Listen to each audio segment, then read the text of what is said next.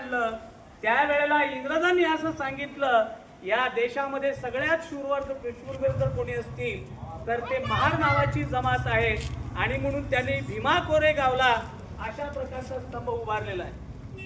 आणि आपल्या पोरांनी, प्रभातनगरच्या पोरांनी तुम्हाला सोयी एवढी करून दिलेली आहे की तुम्ही कुणी भीमा कोरेगावला जाऊ शकत नाही.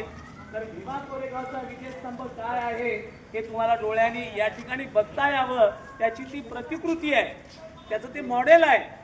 म्हणजे तुम्ही याच्याकडे बघून तो इतिहास समजून घेतला पाहिजे. असं जर झालं तर खऱ्या अर्थाने तुम्ही समजून उमजून या सगळ्या गोष्टी करता, असा त्याचा अर्थ आहे.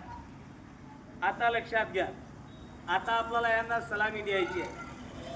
या स्तंभाला सलामी द्यायची म्हणजे कुणाला सलामी द्यायची आहे? 500 महारांना.